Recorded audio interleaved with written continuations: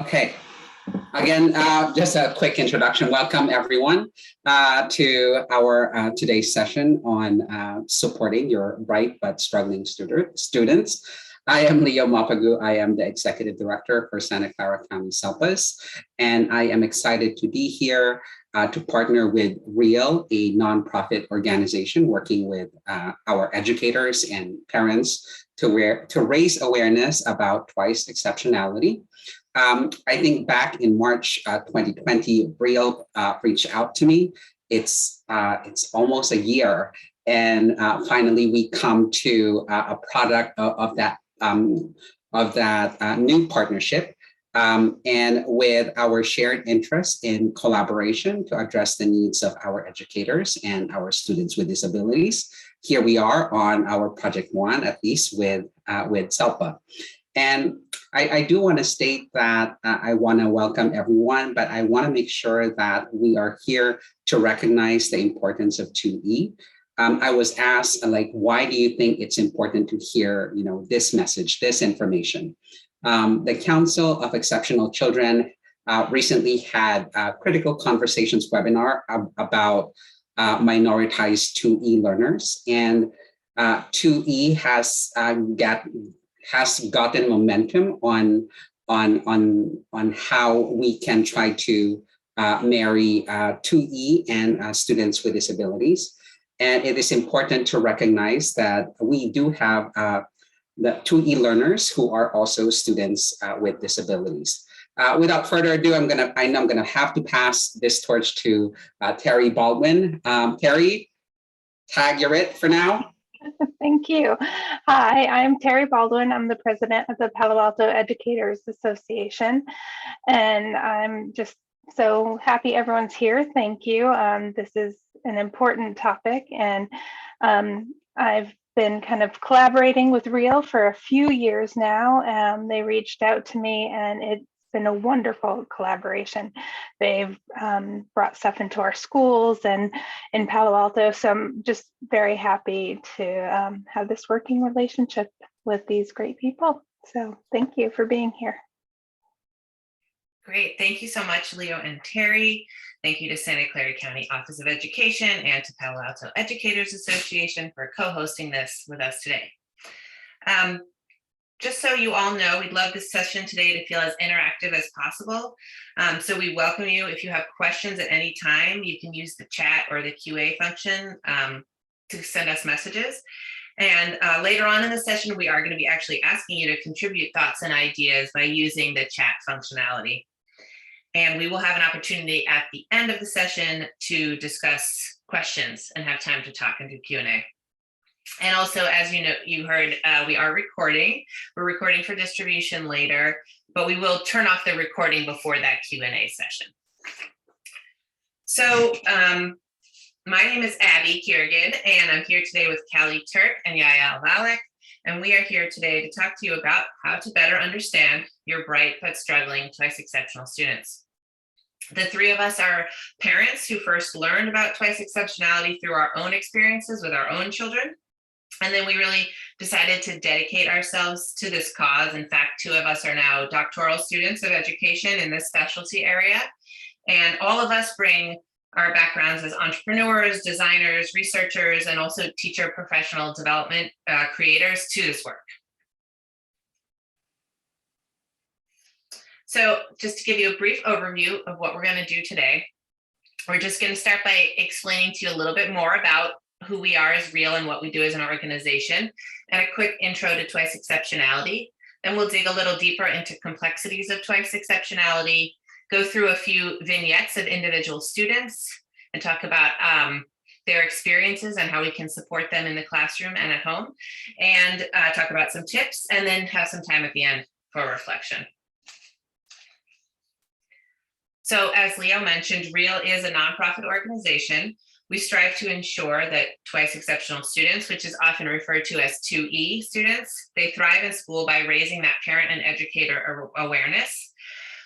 So we provide tools, resources, events, services for parents and educators, and we do professional development, workshops, speaker series, And everything we do is towards that ultimate goal of increasing the 2E student success in school and ultimately in life. And as Terry mentioned, I thought we would give you a little bit of an example of some of our work we've done with the Palo Alto Unified School District. And so here are a bunch of pictures of things that we've done in the past. We have done learning differences simulations for classroom teachers and educators. We've done teacher professional development day workshops. We've had a learning specialist focused workshop. We sponsored Jonathan Mooney to come and speak to the educator community. We've also provided neurodiversity books and math kits to the classrooms. And we've also sponsored a twice exceptional film screening for the teachers and educators in the district. And for parents, we've done a multitude of things as well, such as parent engagement summit presentations, learning differences simulations for parents.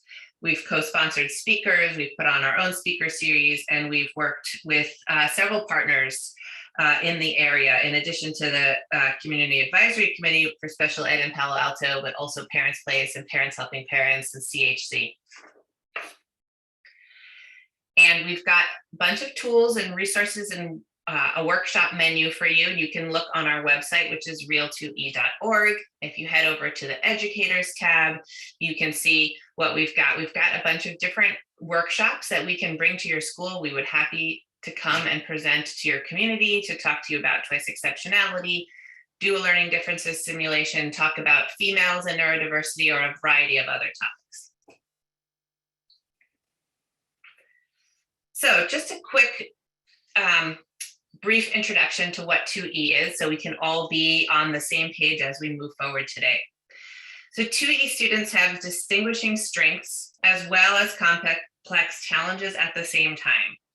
So one thing that we found that's very helpful to think of twice exceptional students, they're often called being green, which means that they've got what's kind of considered their yellow strength areas, their high potentials, their high abilities, and at the same time, they've got complex blue challenges, which combine together that blue and that yellow to make a green student. So in your classroom, you might have a yellow student, you might have a blue student, you might have some who have some at different times. Twice exceptional students are always in that green, and that interaction is a whole new experience altogether from just those two things separately.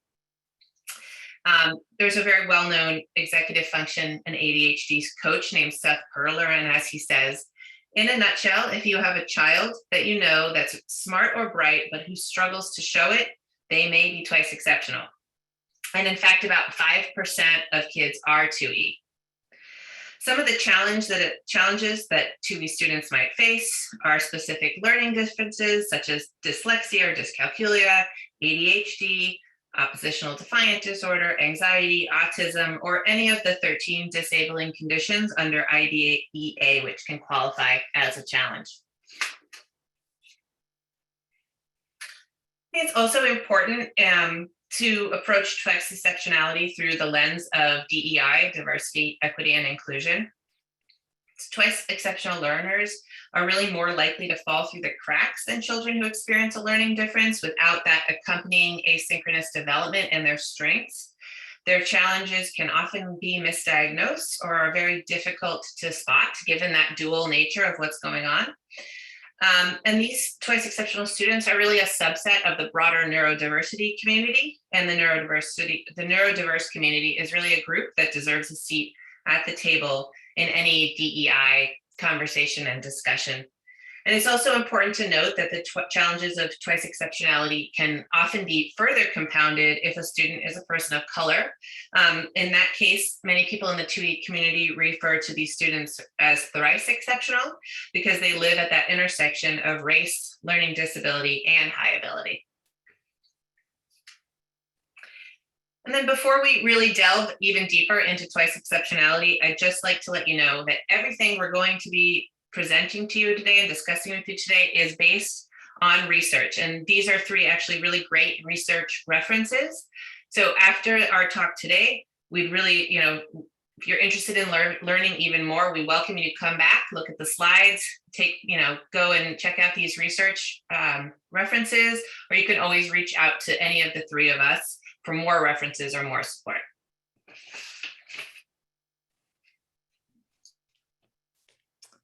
Thanks, Abby. So as Abby mentioned, we are all parents of 2E children ourselves.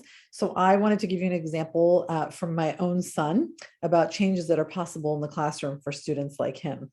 So this is an example of something he made in 3rd grade.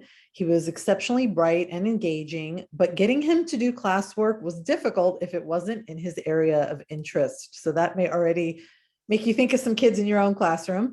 And he started to show less and less enthusiasm for school. After I had a conversation with Oren's teacher about 2E students and their need, she changed the way she thought about classroom assignments. So here's an example where they were supposed to make a poster showing a law, and so that they were learning the differences between laws and rules. Now, my son has a very vivid imagination, and he asked, "Can I please make a law for my imaginary bear land, Babalea?" And the teacher's first reaction was, "No, you have to make a law from the real world." But then she thought about the 2E lens. And if the lesson is really about a rule versus a law, does it matter if it's from an imaginary land, if that's what it takes to get him to participate? She allowed him to show this rule, and he enthusiastically engaged with the assignment, and he got the whole class excited, making creative laws like this one against art fairs, which came up because mom dragged him to too many that summer. So this is one small vignette, and we don't pretend that 2E students are easy to figure out. We believe us, we know what it's like as their parents. But when they are engaged, they elevate classroom discussions and become leaders in their areas of strength. And it's changes like these, both small and large, that made my son feel heard, helped him connect with his classwork, and also increased the engagement of the entire classroom. And so we hope that by sharing the same 2E lens with you that I shared with his teacher, you can feel this change in your own classroom. So we're used to looking at bell curves when we think about students and where they fall. And of course, no one is always at the 50th percentile on everything, but most students fall within a fairly narrow range of the middle.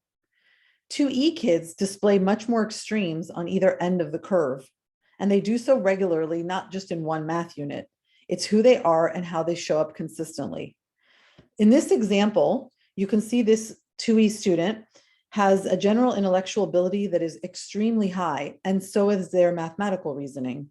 However, their processing speed is low and their writing is low.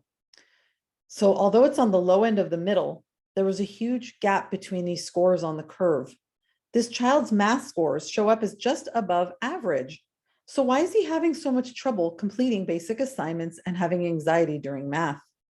Even scores in the middle can feel like a major deficit to these kids since their intellectual reasoning is so high. The disability is masking their gifted math ability, and the giftedness is masking the disability, making the student appear to perform average in math. Because of this discrepancy, math can be both too hard and too easy at the same time. The child feels that math reasoning comes easily to him. He's ready to tackle more advanced concepts and feels bored, but he can't process information quickly or write a lot of answers, so he feels like a failure. He can understand extremely advanced math concepts, but can't complete a repetitive worksheet on something simple. Also notice where social skills and behavior lie on the curve. This is called asynchronous development. You may have a 4th grader who does math at a 7th grade level, writes at a 2nd grade level, socializes at a 1st grade level, and reasons at a 12th grade level. Imagine how confusing that is for the child, let alone for their parents and educators.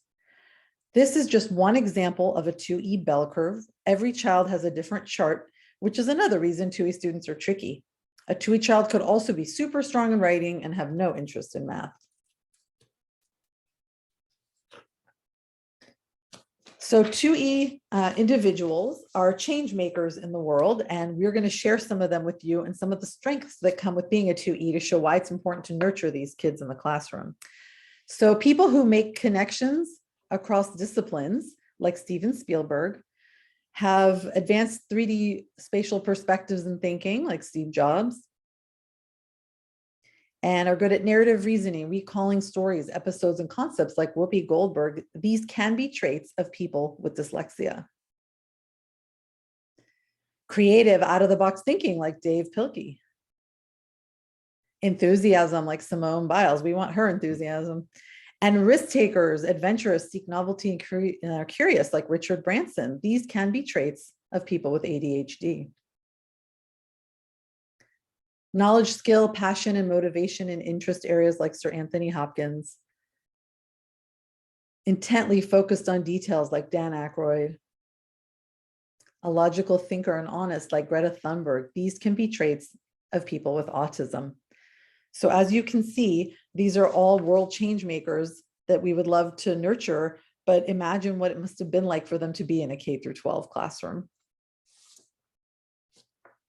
In addition to strengths, what you'll often see in the classroom is the struggles that 2E kids are facing. One of the toughest ones is masking. So masking is working hard to appear normal, and the kids are exhausted just surviving the day trying to blend in. This energy that's spent on masking creates a lot of anxiety and creates unexpected behaviors in the classroom. You may also see a class clown. Some students cover areas of difficulty with humor, like maybe if they have trouble reading aloud and it's read aloud time, you may see some joking happening. You may notice sensory challenges and meltdowns. Some may come from when the classroom gets loud, when there's certain noises that are annoying to the student, sometimes from being touched or being in a crowded area. Sometimes the lights can be too bright. And when you get the sensory challenges compounded, you can see some meltdowns. You may see social challenges. Often 2E kids are the ones that are walking around alone on the playground or may have difficulty in group work. You may see resistance, and it's often unexpected resistance to seemingly simple tasks where you just can't figure out why the student won't do them. And you may see unexpected underperformance. So when you're talking to the student, it can be clear they have a high level of understanding of what you're teaching, but then they just can't seem to get it down on paper, and it can be very confusing.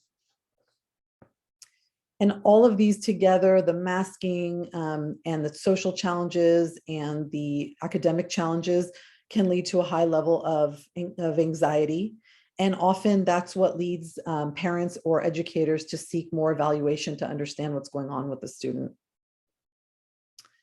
You may also see disengagement. You may see the child reading a book in the corner or writing the most minimal answers that they can and just losing engagement in the classroom. And then ultimately, a lot of this can lead in the older grades to school refusal, where you just can't get the 2E student to school anymore. So how do you know if you have a 2E student in the classroom? Maybe some of this has sort of, sparked something and you're thinking about someone in your classroom. So here's some tips of maybe finding someone, identifying them in your classroom.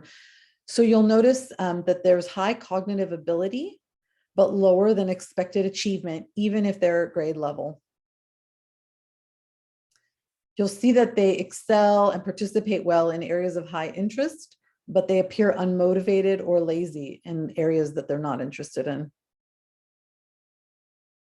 You'll see that they may participate well in class discussions or be very verbal talking about some of the subjects with you, but then they don't follow through with implementation and actually completing the project. They may be very humorous to cover up some of their challenges. Or they're just a very funny kid, and they may resist demonstrating their weaknesses or use avoidance tactics. 2E students often thrive on complexity, and they have difficulty with rote memorization. They may understand concepts very easily or quickly, and then are frustrated that they have to show them repeatedly or have to produce specific output. So maybe hearing this will make you think of someone that one of the students in your classroom or that you've encountered. So we really love this video, which was created by the Aurora Public Schools in Colorado about a bright 6-year-old who's struggling with math. It's a very powerful video because you'll hear from educators, parents, and Riley himself and how they all work together to support him. You may want to grab a tissue.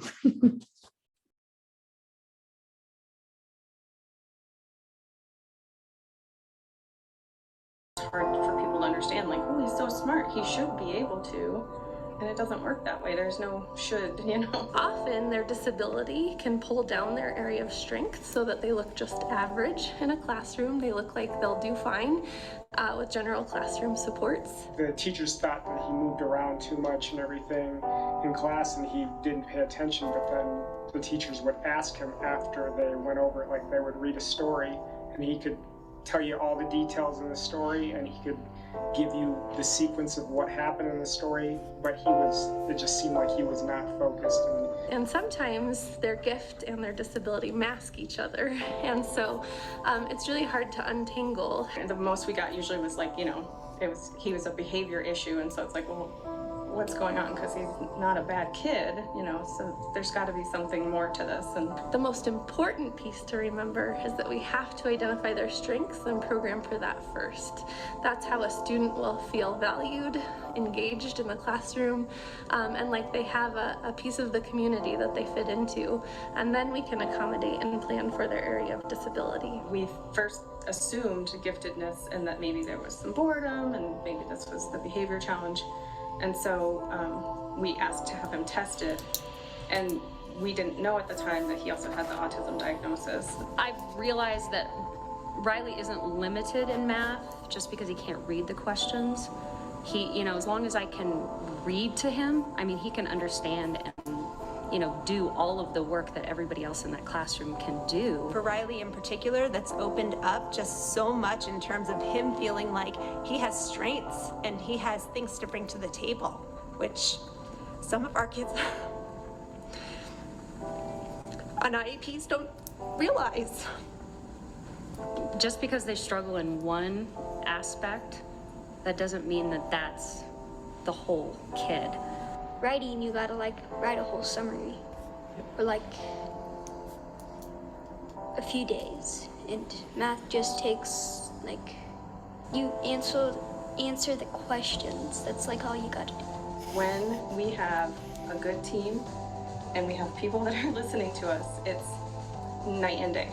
Like we go from, you know, meltdowns and school refusal and, you know, withdrawal, like where we don't even see him around the house, to like this kid that's just blossoming and wants to be a part of the family and is excited for every day and has friends. And I mean, I didn't know if he would have friends. I didn't, you know, kids with autism a lot of times don't connect, and he's got great friends here, you know, and so that's because we know. The stuff that they think are challenging, you can help them with it, and the stuff that you're challenged with, they could help you with that too.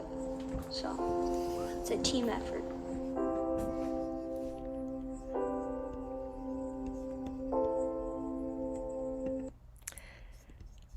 All right, I have to say that ending always gets me. That Riley, he's so cute. So I'm Callie, and I'm just so grateful all of you have joined today. I know we've had quite a few people join since we began, so thank you very much for coming. We're actually entering the slightly more interactive part of the session, so I hope you get your fingers loosened up and you'll be ready to do some typing with us. Before we jump into some vignettes that we've put together to bring this all to life even a little more, we did put together quite a few resources for you, and the best way for you to access those is to go ahead and go to this tiny URL, which is tinyurl.com/real-SELPA-Jan 2022. And I'm sorry, Terry, I just was running out of room, so I didn't put the PAEA in there, and I should have, so my apologies. So if you go to that link, you're going to find a wide range of materials there. You'll be able to link back to these slides so that you can refer to them in the future. You will be able to access our you probably can't see this because I have my background on, but there's a 2E one-pager that if you flip over onto the back of or go to the back of, it has a lot of great information about specific challenges that you might face in your classroom and possible solutions. We also have included Is the Child Twice Exceptional checklist. We also have an excerpt from the Fairfax County Public Schools 2E handbook that you might want to refer to as we go to the vignettes. And then we have a couple of other pieces of information that we'll refer to as we go through. And the link is in the chat if that's an easier way for you to get to the information. sorry, let me just go back and say a couple other things. If you scroll down, then you'll see we're going to work through a vignette on a student named Ben and a student named Kendra. And those have blank spaces that you can either make a copy of and fill in on your computer, or you can print out later and write your notes in. And we also have provided you with a completely blank vignette so that if you would like to create a vignette for one of your own students in the future, you'll have a resource to do that. And if you keep scrolling down the page, you'll see that we have these answer sheets, but please no peeking. But we just want you to rest assured that you will have something that has all the different parts we're going to discuss today. So, you know, the vignettes we're going to go through, they are composite versions of real life students and situations here in Silicon Valley. The vignettes, we want to just acknowledge like that we are definitely all human. The reactions that we're going to present in the vignettes are really natural ones that we've all had, whether we're parents or teachers. And, you know, so we just want to make sure you know that we know that being a teacher is really tough, and we cannot capture all the nuances of what you face in your classroom in any vignette. So we really want to honor you and all that you do, and just recognize that the things that we are going to talk about and the solutions we come up with, they're just possibilities. There is no one right answer. There is no perfect answer. We're all just doing our best. So we know that if an educator or a parent is doing the best they can with a 2E child, then that's going to make a big difference. And also that we hope what you'll notice is that the solutions that we suggest and come up with, they really are usually good for all students. So when we think about our 2E kids, we try not to come up with ideas that are so, you know, out there crazy that they only work for that one child, because we know that's not realistic, that you need solutions that are really going to support everyone in your classroom as much as possible. So just know that that's kind of the aim that we're going with. So the first one we want to talk about is a kiddo called Ben. And I'm going to read a little story about Ben, and we're going to then dive into some tips and strategies for working with Ben. So Ben is in the 5th grade, and he is gifted with autism and ADHD. He loves Minecraft, and he will discuss it in great detail to anyone who will listen, and even those who won't. He has an uncanny ability to connect ideas that sometimes really stuns his teacher. His memory surprises other students. They came to him in 4th grade to hear facts about the missions when they were studying them.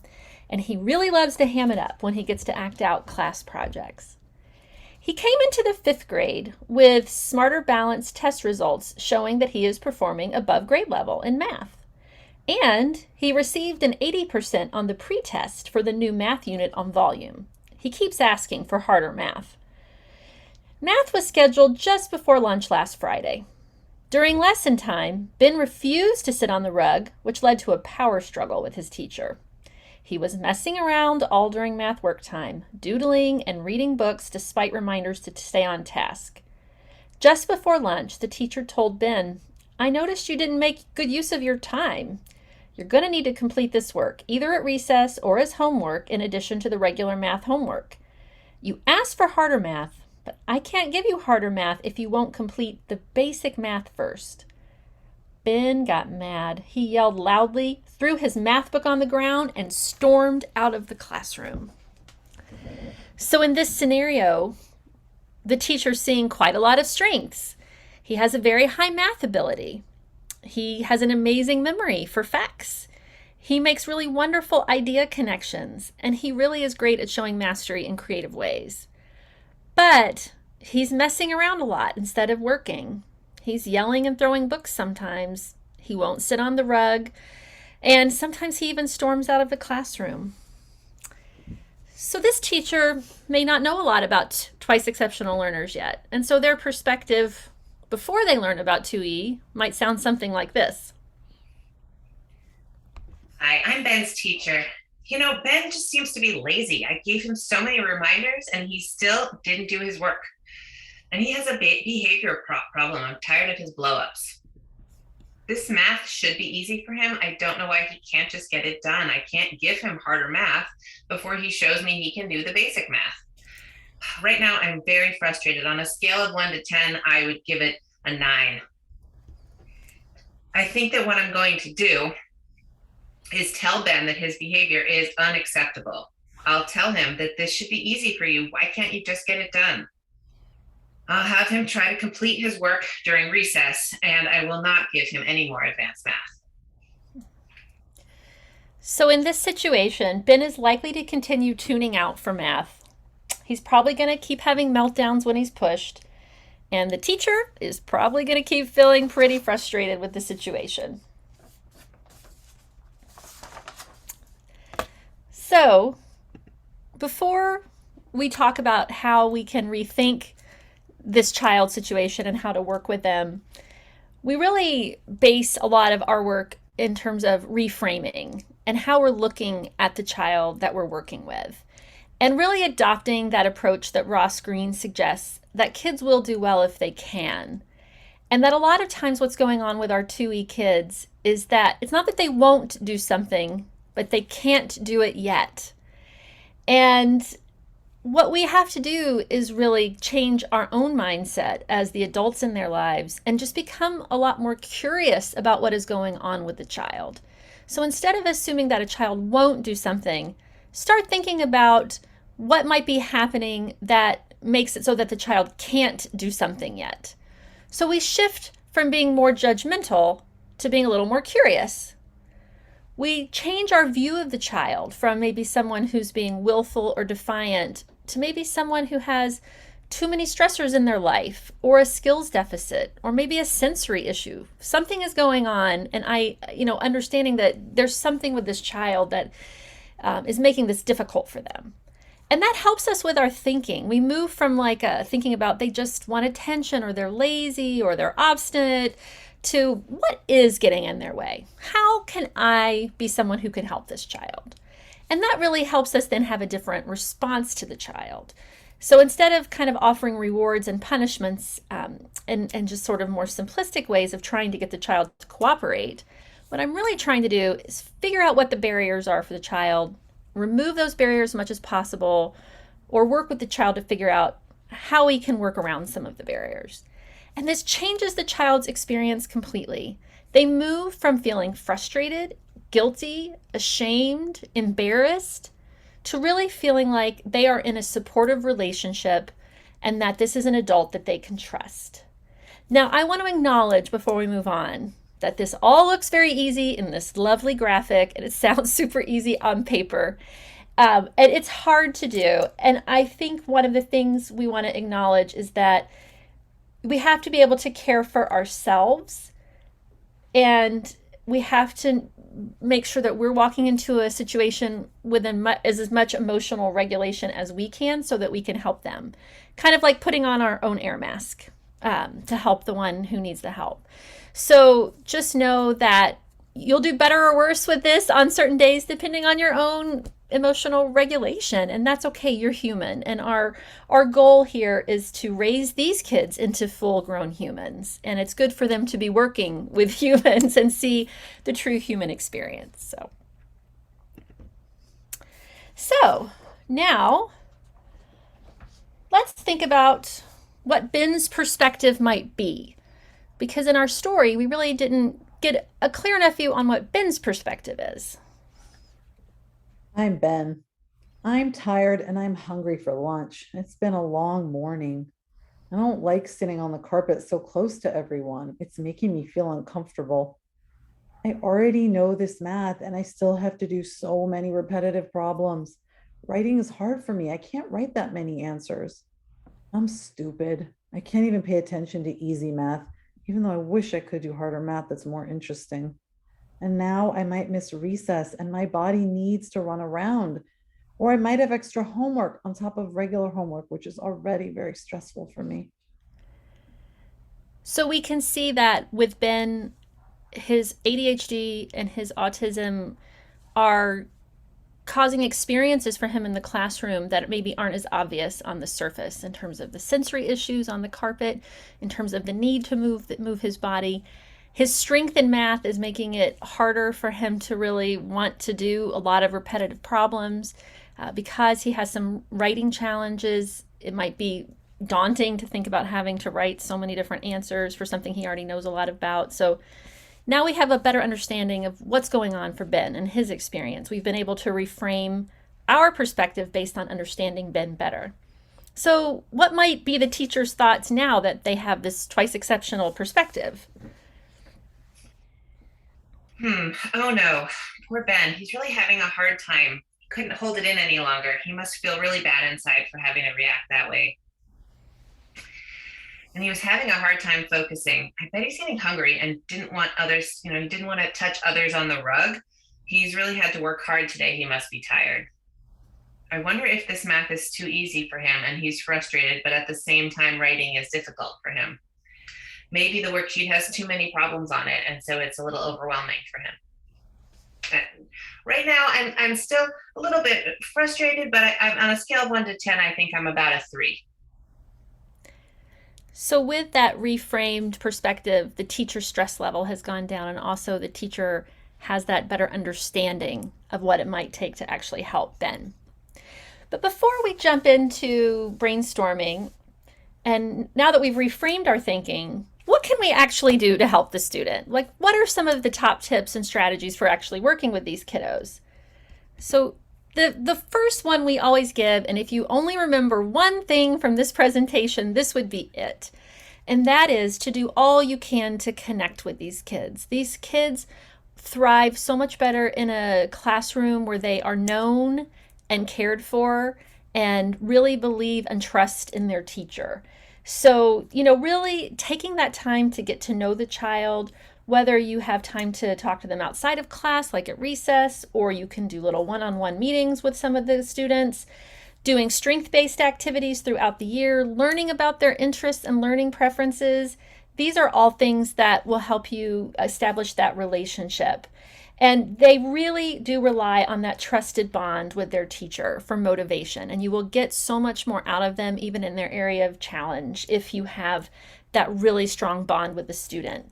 And one of the things we also have really learned, especially as we've gone through the pandemic and parents had to spend a lot of time at home with their children for a while, is actually parents know even more about their kids now and their learning preferences and what motivates them and demotivates them than probably ever before. So, really creating that strong triangle between the teacher, the parent, and the student is helpful.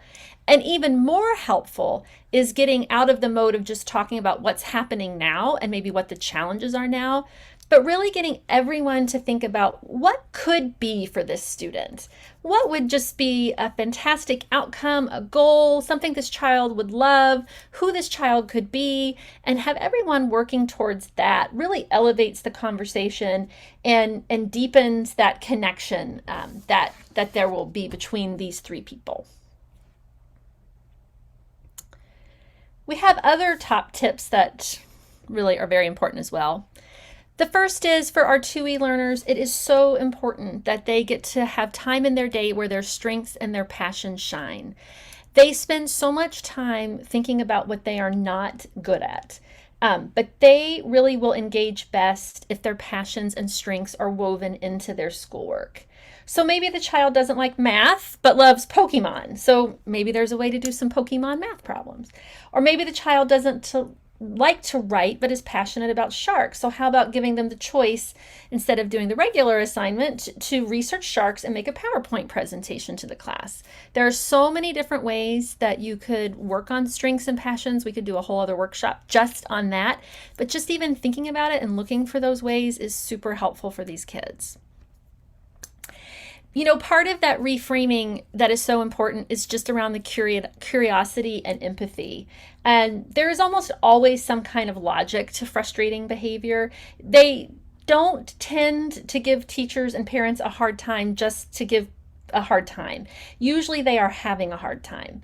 So one trick that Yael learned that I thought was very interesting was have them maybe rate the different parts of their day using animals they like. Like, I really like sharks, but I don't like snails. And then if you have the chance to go through and rate their day on that kind of method, then if you notice there are too many snails, you might notice there are more meltdowns, and it gives you some clues about why that's happening and maybe how to balance things out.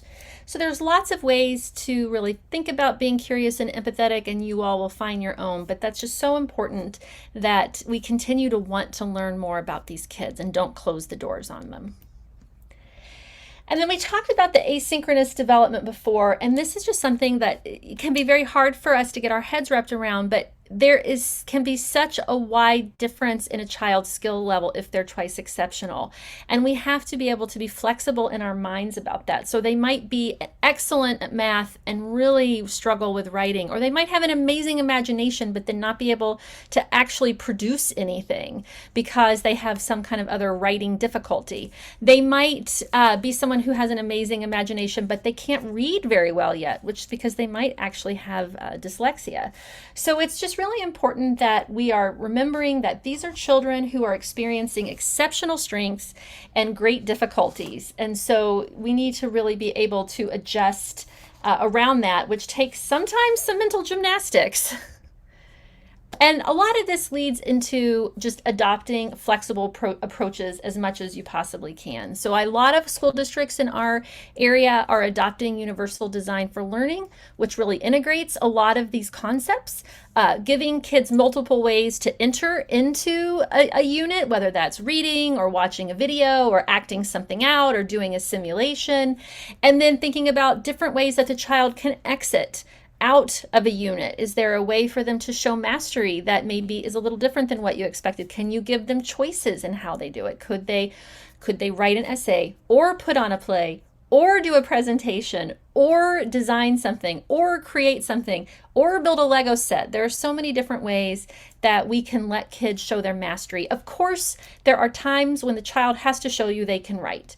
And it's always a question of looking at the unit and saying, what is the goal of the unit? If the goal of the unit is to show something written, then that needs to be the goal of that unit. But perhaps every unit does not need to have writing embedded into it if that is a struggle for that child, for instance. And then we talked about that connection and that importance of the connection between the parent, the student, and the teacher. Usually these students actually also have a much broader team that is part of their system. So what we want to be able to do is also connect with the other people on their team to generate ideas, to integrate strength-based approaches, to introduce the flexibility.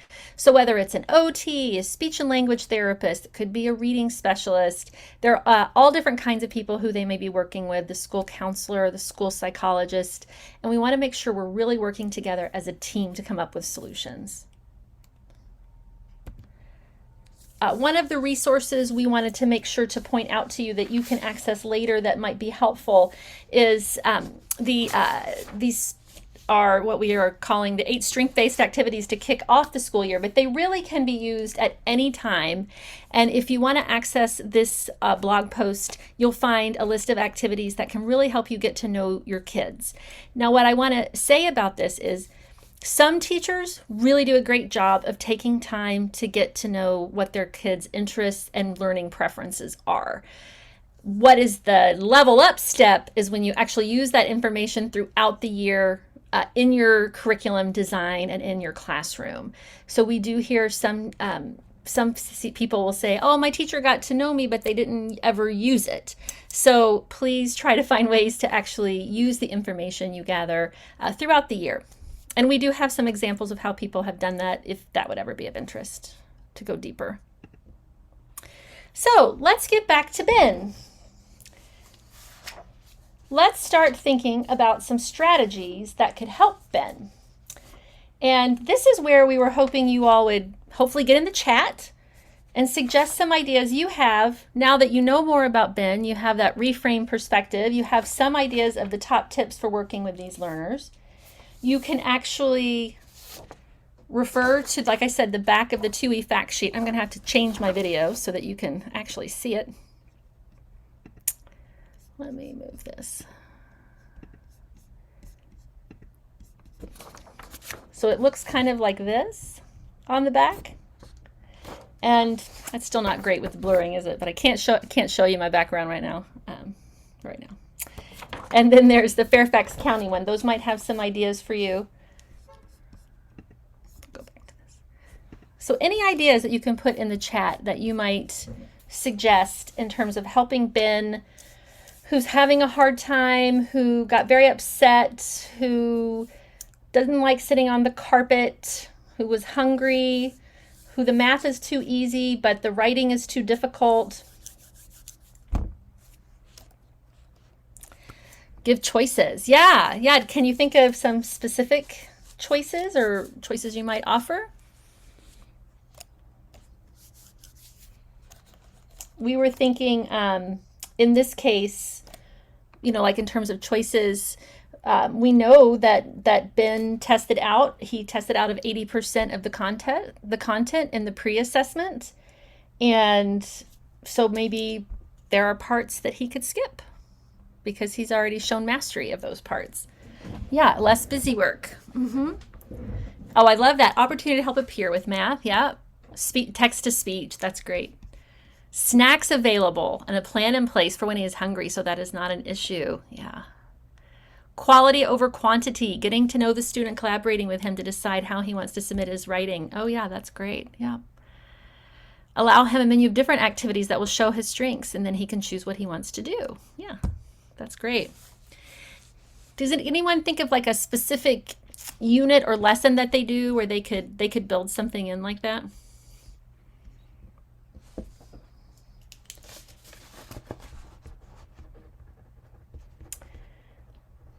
Like we had an idea around volume calculation, something around volume problems and what his interests are. Centers with different strategies and activities. Yeah.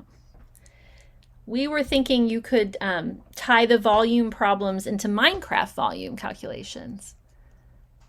Maybe have Ben show other kids how you think about volume using Minecraft, since he loves Minecraft so much. Yeah, volume in real life experiences. Yeah, that's great. Just so you know, we always love these ideas. And yeah, menus and choice boards. I think too, Danielle, hello. One of the things too, like that's fun with choice boards sometimes is like that kind of gamification a little bit, This is awesome. This is awesome. Ben all right. Ben is in good hands here. Yeah, Ben is in good hands with you all. I'm going to go through some of the strategies we came up with, but please keep throwing your ideas in here because we keep collecting more ideas for Ben. So, one of the key things we always say is ask Ben, why was he so frustrated, and problem solve, like actually sit and chat with Ben. And then, you can say, I need you to show me that you know this math. So what can we do so that it's not so overwhelming for you for next time? So that could be part of that choice board too, or part of that coming up with what's going to be on that choice board, or, how he's going to show what he knows, which strategies that you came up with make the most sense to Ben, which is a great thing to do because these guys usually have lots of ideas. You talked about this too, different ways that Ben can show mastery than a worksheet. So that was something you all came up with too. Fewer problems. Or if you know that he's mastered a lot of the work, what kind of extensions could you give Ben instead of the repetition? We find that a lot of power struggles end up happening because the setup is that the child has to complete the basic work before they can get to the more extension work. But if we already know the child's mastered the basic work, can we just move to the extensions? Yeah.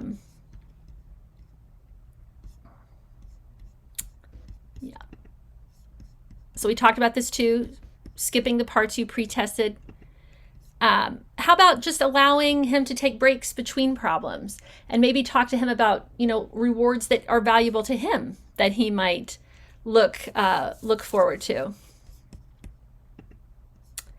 We talked about tying the volume problems into Minecraft volume calculations. So you all, I think I got through all of the ideas you all said in the chat, and we can certainly I think you should just check in your chat. I think you should be able to chat to everyone, but if you can't, we'll make sure everything is noted.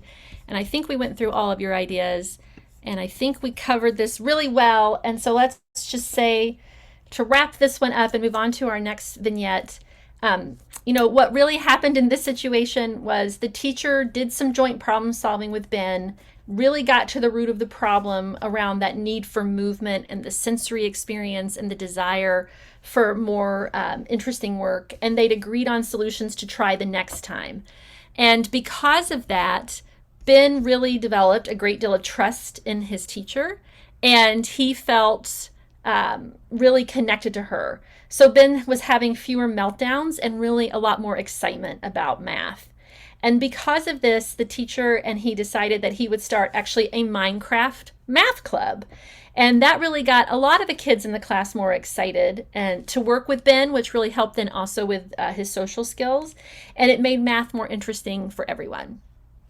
So that is Ben. And before we move on to our next vignette, which is going to be around Kendra, we just want to make sure everyone, when you put ideas in the chat, please select everyone in the chat instead of just host and panelists, and then everyone can see them.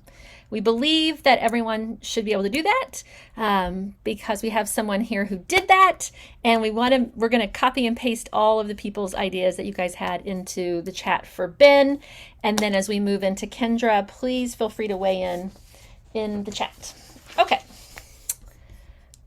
So next we're going to talk about Kendra. And Kendra is a very interesting case. Not as obvious. Ben had more obvious behavior challenges in the classroom.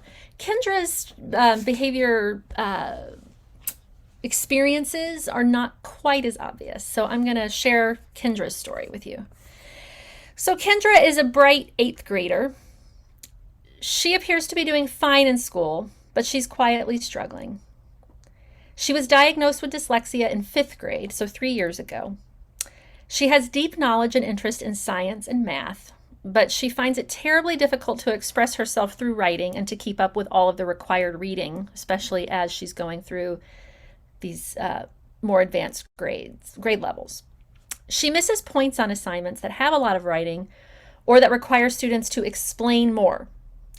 And even when she's given more time, she sometimes can't think what to write and often doesn't come up with more than one sentence. Sometimes she feels a little bored in math class because she grasps the concepts there very quickly, but then she goes to English and she feels really stupid and very discouraged. Her English teacher is nice and often lets her off the hook by letting her write less than other students or even skip assignments. But this doesn't feel great to Kendra because she does really feel like she can meet the same expectations as the other kids if she just had a little more support. She's mature enough to hold it together at school, but she is exhausted when she gets home. No one at school knows that when she comes home, she often is in her bed in the fetal position for the rest of the night. Kendra's mom tells her teachers that Kendra is like a duck. On the surface, she seems to be doing well, but she's paddling furiously under the water just to keep up. Kendra spends the majority of her weekends focusing on homework so that she won't have to struggle to keep up with everything during the week. When a teacher adds a last-minute quiz or unexpected homework, she becomes very dysregulated. Kendra's mom tried to talk with the teacher about the situation, but the teachers just don't really see the problem because she seems pretty happy and well-adjusted to them. But for Kendra, it really seems never-ending, and life just doesn't look that great. So for Kendra, she seems like a pretty happy and well-adjusted student. She's working hard. She really likes STEM. She's very advanced in math and she loves science. She's involved in quite a lot of school activities. So on the whole, she seems like she's okay. But her mom says she's really struggling to finish the homework. And her teachers do notice that she has pretty poor spelling and some incomplete writing assignments. And given how strong she is in other things, she's really getting much lower than expected grades on many of her written assessments.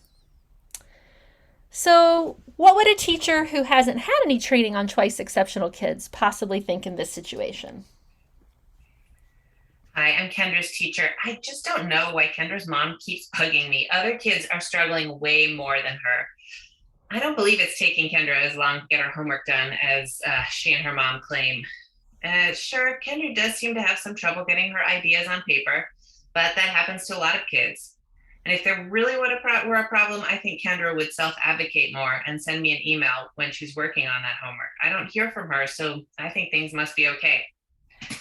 Like other kids with dyslexia, Kendra just has to get through school. It'll be hard, but she'll be fine in the long run. Sure, she's not the best student, but she's doing okay. I don't see what the problem is. My apologies. On a scale of 1 to 10, I would say my stress level about this is kind of a 5. So what I think I'm going to do is I've already let her not have to write as much as other kids, and I can require even less of her, and probably she'll be okay. And I'll just keep deflecting Kendra's mom and remind her that Kendra's doing just fine. So in this situation, what's likely to happen is that with no one at school to recognize the struggle she's having, Kendra will keep having to mask her academic challenges, and her anxiety will increase, and she probably will spiral downhill. Her emotional well-being may be compromised to the point of school refusal or worse. So now let's do our reframing. It's like with our 2E hat on. And let's learn a little bit about what's going on with the child on the inside. I am Kendra. I have a lot of ideas, but it's so hard for me to get them on paper.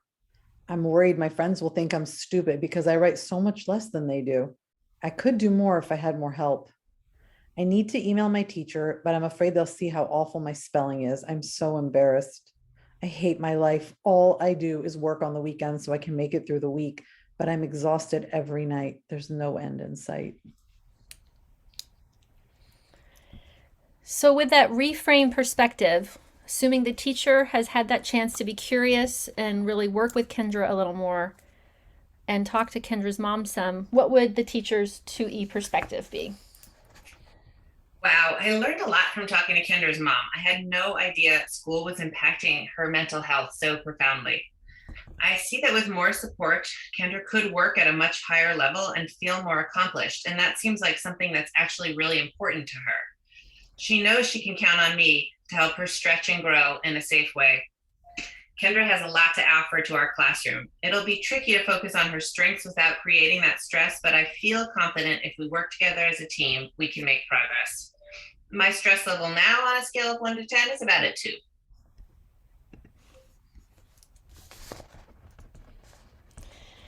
All right. So now that the teacher has been able to reframe and have that curiosity and empathy and really partnership with Kendra, what are some of the responses that we might take? How might we design learning environment and strategy to help Kendra? Please put your ideas in the chat and make sure you've selected everyone. Yeah, Christine says provide graphic organizers to support writing assignments, helping her to include all parts, provide supports in class like small group check-ins and writing conference to make sure she is on track and see what support she might need. Yeah. Help with a spell check. Yeah, that ability to, always be using the computer if possible and accessing all of those tools that can help. Yes, Danielle, that casual conversation with Kendra, talking to everyone except the student is not a good way to go, especially with one who's 13 or 14 and more likely to engage actually with a teacher than with a parent sometimes. Yeah, working, conferring with her regularly. Yeah. What about other ways to show what she knows? Does it always have to be writing? I mean, sometimes we think about, as kids get through middle school and high school, they're just the writing ramps up. Are there other things she could do? Yep, typing instead of handwriting.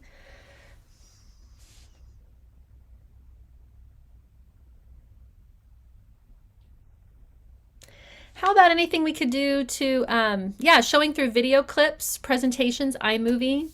Yeah, as remember some of our dyslexic strengths are really have that creativity, and how can we bring some of those dyslexic strengths to work and to play, to bear. Poster work, video games, scribe for written work, dictation, speech to text. Yep, this is stuff you can get in Google already. Comic books, that's something we hear from a lot of people. I mean, and no one thing works for everyone. We can't say this is always going to work for someone who has dyslexia or dysgraphia, but comic books are often something that work, giving that kind of option to do something different or something that's more pictorial. Yeah, this is great. All right, well, you can keep adding your ideas into the chat, and I'll go through some of the ideas we came up with. So one thing is that can really help is providing that sample work, and the really clear rubric so that she knows what she's aiming for. She's someone who's really trying to plan ahead and get her work done. And sometimes 2E kids, because they like complexity, they might come up with like a very complex project in their head, but then they can't execute it as well because of their learning difference. And sometimes if they actually see a work product that's just kind of what you're typically aiming for, it helps them understand what they're aiming for and reshape their expectations. And that's another thing we often tell teachers is don't always show the best product. Sometimes show the expected product. This is what I would expect you to be able to do, not necessarily what last year's star student did after, putting in 100 hours of work. So that can really help too, just because sometimes the 2E mind wants to do something amazing and complex and they're just not quite ready for it. We talked about this, checking it. You guys came up with this one, checking in frequently, make sure that she's asking questions. We know that she's a little bit embarrassed right now. We have to help her work on her self-advocacy skills. We can't expect 8th graders to actually know how to self-advocate quite yet. We have to put in that scaffolding and show them how to do it. We talked about this too, choices and how to showcase their learning, videos, skit, comics, drawings, slideshows. Going back to the checking in frequently too is, sometimes kids, as they're starting to develop their own self-advocacy skills, they will come to you and try to make that a positive interaction. If a child is working on self-advocacy and they're just shot down every time they come to someone, then they stop advocating for themselves. So we always talk about, even if you can't give the child exactly what they want, find something that gives them that sense, that positive reinforcement that talking to the adults was a good idea. We talked about other school-based professionals we might want to bring in, either for instructional strategies or support. Because she's having a lot of anxiety and depression, we might want to think about, can we access the school psychologist or the counselor? Even though Kendra may not qualify for an IEP, but she's still having struggles because she has dyslexia, what tips might the learning specialist have that I could integrate into my classroom? We always say too, it's really great to have classroom routines for all the students, so you can complete writing assignments in class as much as possible, more so than as homework. And that way the child doesn't see it as also weighing on them when they go home, and they can access the teacher if they need help. So things like, giving prompts for all the kids, helping break down writing assignments into smaller chunks to guide their writing, really encouraging drafts and rewrites so that they know that first one whatever they turn in first is not supposed to be their best work. One of the things we have seen work is a parent homework pass. So rather than you as the teacher always saying, you don't have to do that assignment or just do this little part, you can actually give the homework pass to the parent and the child. And so that way the child can say, I think I need a pass on this one. But they know that they're not going to necessarily get a pass on everything, especially because that child may want to show what they know. And then definitely not just offering the text-to-speech tools, but offering quiet places that students can go to do that, and offering those tools to everyone in the class, letting everyone use text-to-speech. Did I have that backward there? Text-to-speech, speech-to-text, speech-to-text. I think we have it backwards here, so that we're normalizing the approach. Because part of what happens with these teenagers is they don't want to seem different from anyone else. So if it's just something, we let a lot of people do, and it's just something normal that anyone can access when they need it, they're more likely to take advantage. And then building on her strengths, let's look for ways maybe to get her to be a mentor to younger students, maybe working on a science challenge or start some kind of STEM focus club so that we don't forget that Kendra has a lot of strengths that she'd like to bring to the school environment and not always working on her deficits. So what happened in this situation was that, once Kendra's teaching team understood that she really was masking most of her struggles when she was at school, they found ways to work with Kendra and her family and other members of the team to implement a lot of these instructional strategies, as well as relationship building techniques that really helped Kendra have a better outlook on school. She started mentoring younger students who were struggling with science projects, which really built her confidence that she had something to offer. And she was able to show more of her strengths and became a better self-advocate with this new trusting environment. And the strategies that the teacher used to help improve Kendra's experience and performance, really many of the students started to take advantage of. And it was just a better experience for everyone in the classroom.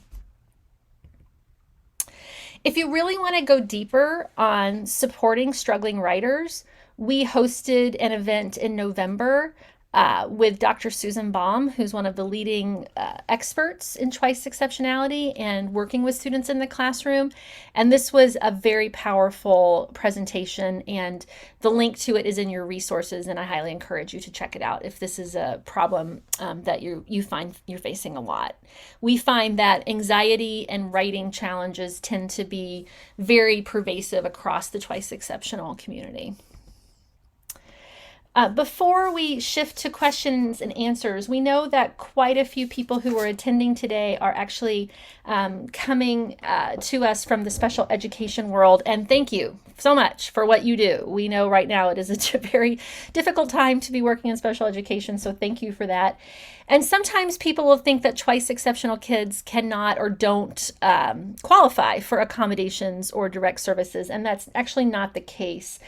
They can be eligible for remediation, accommodation, and services based on the data and assessments that the district is using and what information you've uncovered about the child and what they need. And we really also encourage that if a child does qualify for these accommodations or services, that their strengths are woven throughout, that it is not something that is just about their deficits.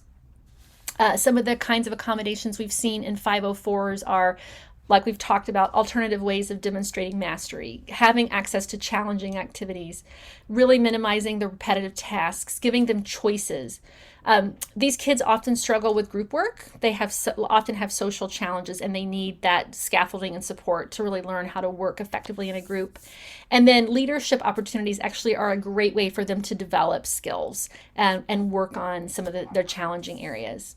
And then in terms of the IEP, again, driven by the assessment data that you have, they might qualify for counseling, some social skills development and support, behavioral support, OT, all the assistive technologies we've talked about. We should not keep assistive technologies from a child that has a learning disability, even if they're working at grade level or above.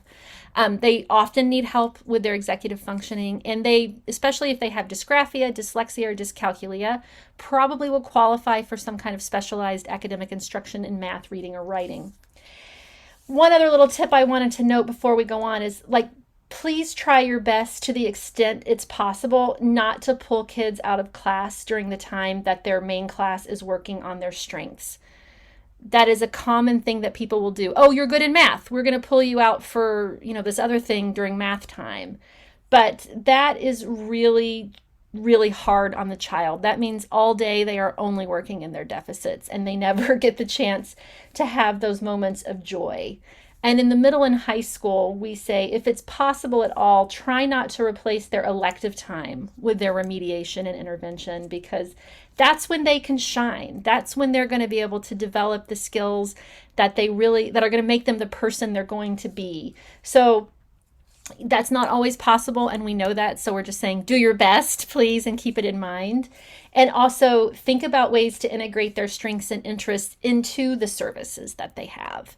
So those are just some tips we have around accommodations and IEPs. So before we move into our Q&A period, we wanted to close with some sage words from Seth Perler, who is an executive function coach and ADHD expert, about why it's so important that we support these kids. Finally, we really need, literally, I'm not trying to be cheesy here, the world needs 2E kids. We need them to develop their strengths. They have a very, very, very unique perspective and approach to life, to thinking, to problem solving.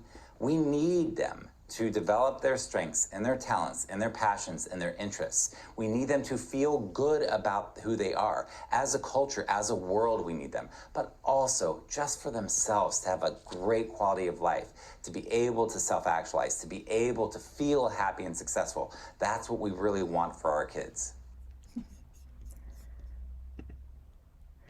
So, we always think it's important to set aside time at the end of any workshop, a little bit of space for you to have a moment to think about an action step that you might take next based on what you've learned today. And recognizing that we don't all process information at the same speed, and some of you may need more time than others to think this through. There's no pressure on you to share what you might do as your next action step, but if you'd like, we'd love to hear about it in the chat, what you think you might do next. If we were all together, we would give you a postcard. We'd give you a chance to write down what you think you would do, and then we would send it to you in a month, just as a little reminder of our time together. But since we're remote, we won't be doing that today. So if you don't mind just taking a moment. And then as people are reflecting on their action step, and hopefully someone will share one with us. Just so you know, at the end of the presentation, in addition to all of the links we have in the resource document, we have the links to our website and to the different source materials that we used in this presentation, so that hopefully will make it easier for you if you want to share any of these resources with your own teams. And that's it for us and what we have to present. We'd love to hear any questions you all have. If you can put them in the chat. Alpana, I love that. Attending a meeting for twice exceptional student, and we'll share the resources and strategies. I'm actually going to stop recording now.